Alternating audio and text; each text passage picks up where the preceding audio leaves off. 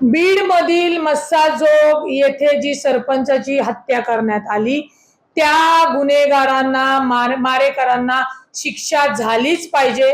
जे गुन्हेगार आहेत त्यांना अटक झाली पाहिजे आणि याच्यामध्ये कोणालाही सोडणार नाही असं खुद्द आमचे मुख्यमंत्री देवेंद्र फडणवीस साहेब यांनी स्पष्ट सांगितलेलं आहे।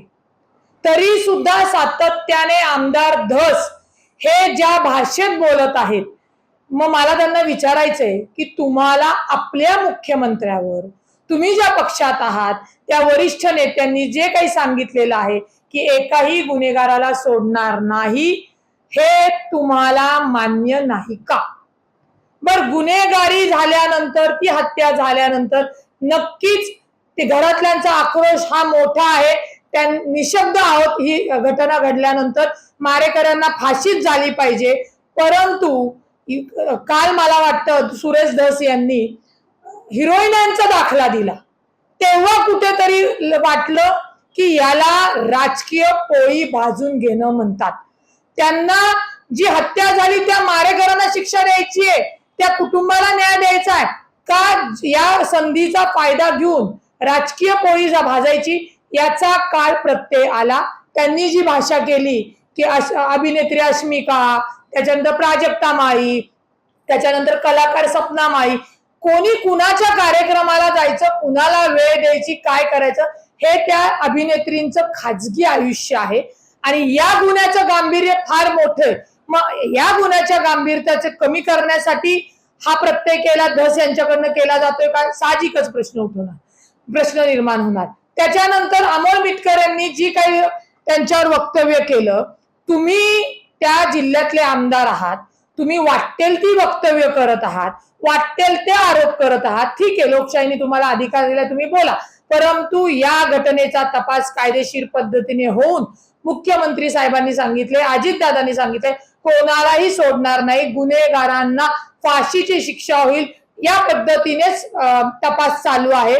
परंतु तपासामध्ये व्यत्यय आणायचं काम धस हे करतायत। त्यांनी अमोल मिटकरीला पण डायरेक्ट धमकी दिली की माझ्यासारख्या रगिलाच्या माग तू जाऊ नको, उंटाचा टिंब घेऊ नको। ही कुठली आमदाराची भाषा आहे?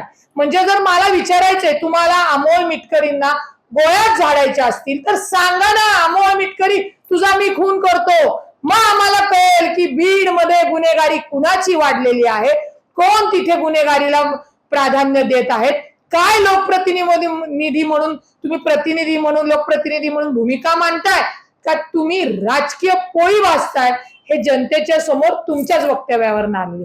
त्याच्यामुळे आपण जे वक्तव्य करत आहात ते पुराव्यानिशी करा।